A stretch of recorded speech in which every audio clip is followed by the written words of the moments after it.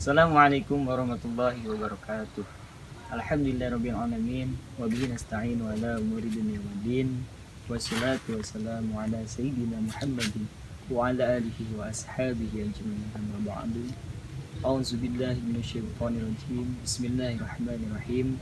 Subhanalladzi asra bi'abdihi lailan minal masjidil haram ilal masjidil aqsa. Shadaqallahul adzim wa shadaqa rasulul karim. Bismillahirrahmanirrahim. Allahumma barik lana fi Rajab wa Sya'ban wa ballighna Ramadan.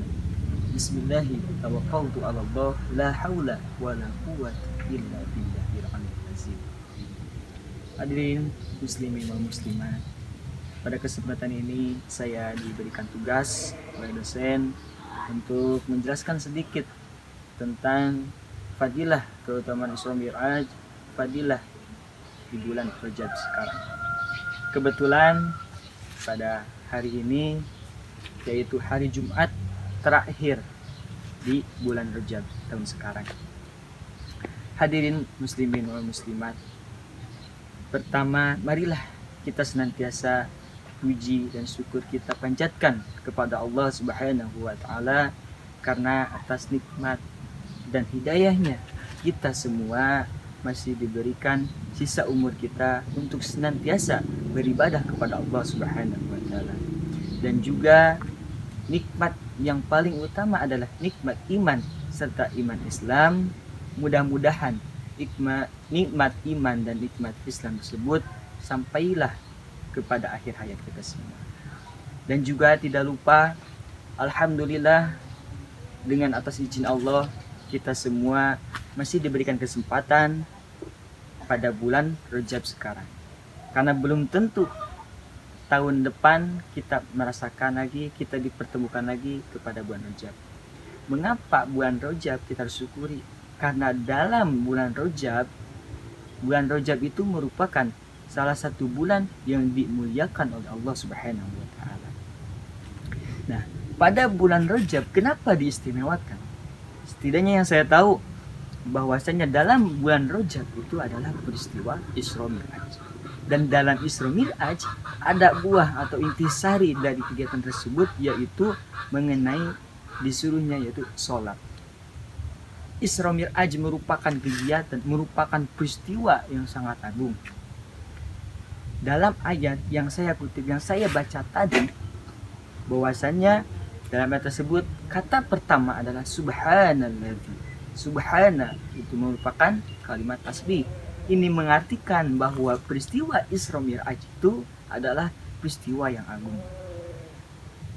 Subhanalladzi asra bi 'abdihi. Allah lah yang memperjalankan Nabi Muhammad SAW. Dalam Isra Mi'raj, Nabi Muhammad SAW melakukan perjalanan hanya 1 malam. Kalau secara logika tidak mungkin, tetapi tidak ada yang tidak mungkin pada Allah. Karena Allah yang memperjalankan, bukan Nabi Muhammad yang berjalan. Jadi tidak ada yang mungkin ketika Allah berkehendak. Kemudian itu hanya lailan, jadi hanya 1 malam. Bayangkan, jarak dari Masjidil Haram saja ke Masjidil Aqsa itu jauh. Kalau secara logika itu tidak masuk akal. Tapi tidak ada yang mungkin pada Allah Subhanahu wa taala. Kemudian intisari dari pada Isra Mi'raj adalah mengenai diperintahkannya sholat. Sholat menjadi ibadah yang sangat mulia. Mengapa demikian? Ibadah yang lain seperti zakat, haji, banyak yang lain selain sholat itu melalui perantara malaikat Jibril. Beda dengan sholat. Nah, kalau misalkan sholat, Allah langsung kepada Nabi Muhammad SAW. Sholat yang kita kerjakan 5 waktu itu merupakan ibadah yang sangat penting. Mengapa? Karena ketika sholat kita baik, maka ibadah yang lain pun yang baik. Jadi sholat itu adalah amalan yang pertama kali dihisab. Nah, kalau misalkan hisaban sholatnya itu baik, maka ibadah yang lainnya pun juga baik. Kalau misalkan ibadah sholatnya kurang baik, maka ibadah yang lain pun juga kurang baik. Jadi sholat adalah tiang agama. Kemudian hadirin muslimin wal muslimat, jadikanlah sholat itu sebagai wujud penghambaan kita kepada Allah Subhanahu wa taala. kita adalah hamba yang tidak bisa apa-apa. Semua yang telah kita lakukan, semua yang kita dapatkan adalah hakikatnya dari Allah Subhanahu wa taala.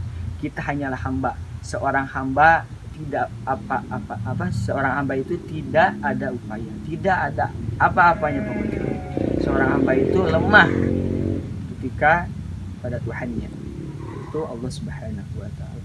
Maka jadikanlah sholat itu sebagai sarana ibadah kita kepada Allah Subhanahu wa taala, supaya kita mendapatkan keridhaan Allah Subhanahu wa taala, sehingga nikmat yang besar kita bisa raih, yaitu bisa melihat Allah Subhanahu wa taala. Semoga kita semua diberikan nikmat hidayah untuk senantiasa beribadah kepada Allah Subhanahu wa taala. Karena dalam hidup tidak ada tujuan yang lain, hanyalah untuk beribadah. Wa ma khalaqtul jinna wal insa illa liya'budun. Hanyalah beribadah. Mudah-mudahan ada manfaatnya. Saya mohon maaf apabila ada kekurangan. Assalamualaikum warahmatullahi wabarakatuh.